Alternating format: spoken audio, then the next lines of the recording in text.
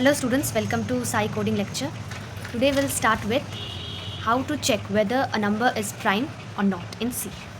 I will show the dry run of the program. Prime number, checking using C, right? So let me write the code for you. First of all, we'll write this thing, include stdio.h. What is this? I will explain you later.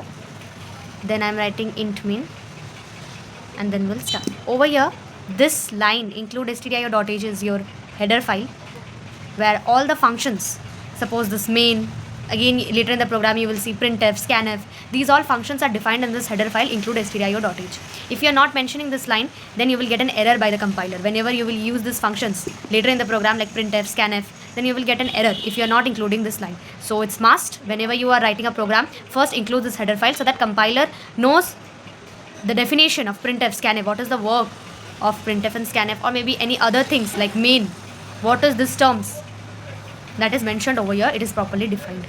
These are all predefined functions. Okay, now over here I'm taking variables. I took one n for number, I is for your loop, and flag is one variable which will check the part. Now this functions I was talking about, like first function is my printf function. I'm asking the number from the user. So I'm saying enter a positive integer. You may write something else in your printf statement, that doesn't matter at all. What are you writing in your printf statement, that will get printed in the screen. Now I took over here a number n. In that variable I will store the data, the value which I will take as a user input, right? That is of which type? Int type. So I'm taking %d. We know for integer we take %d, for float we take %f, and for character we take %c, right? Over here I am taking a loop I equal to 2, I less than n divided by 2 semicolon I plus plus. This is your loop syntax. Let me tell you, this is a for loop statement. Okay, we have various types of loop: for loop, while loop, do while loop. From that, this is a for loop where you are writing the keyword. This word for is a keyword that is to be written whenever you are writing a for loop, and inside that bracket this is the statement from where I will start. So I have defined the variable I over here, int I, and then I am writing the I will start from 2. Why so? I am explaining it. Wait a minute. Then here I have mentioned a condition, I is less than equal to n by 2. Then comes I plus plus, which means you are incrementing each and every time, right? See, inside this for loop I will write one if condition, n modulus I equal to 0. If so, then what will I do? Flag equal to 1. I am mentioning the flag variable as 1. If this condition matches, then it will go into this statement, and this statement will, the value of flag will change to 1, and I will break this statement, right? I will break this statement, and what I will do, I will go out of this loop. Similarly, out from this for loop also directly. See, if this statement is identified by the compiler, which means that this statement is true, right? And it enters into it, it changes the value of flag from 0. See this thing, initially I have initialized flag as 0, and when this condition becomes true, I will change the value of flag to 1. Then this statement break, this is a keyword, another thing in C, a keyword in C, which says, this break means, it says that when a break is encountered, it will go out of the loop directly, it will jump from the loop and it will go out from the loop, right? So it's breaking and it's coming out from the loop. After that, what will I check? I will give one if condition, if n is equal to 1. See why I have given this statement. Let me clear it why I have given, because over here if you see, I told you that I will explain it, that why I am starting I equal to 2, why I am initializing I equal to 2, because I'm saying that, see, prime numbers are 2, 3, 5, 7, this way it goes on, right? What about 1 and 0? If I start from I 0, then do you know that 0 and 1 are not prime number, right? So I need to take care of that condition. That for that reason I am writing if n equal to 1, or you may change the condition to is like if n equal to 1 or n equal to 0, right? If this is the condition or this is the condition, then what should I do? I will print a statement saying that 1 or 0, neither prime nor composite, right?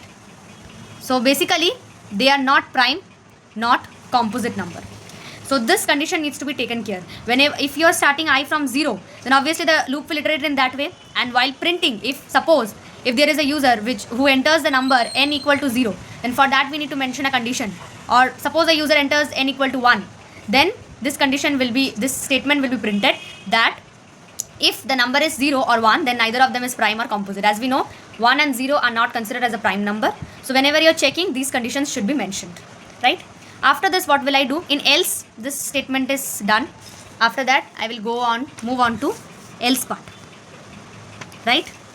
In else part, I will write that if, in else I will execute another curly brace, and in if statement I will write that if flag is equal to 0, right? If flag equal to it is 0, right? Then what should I say? I will say print what? That percentage d, this percentage d is of what? The number itself will be printed as a prime number, and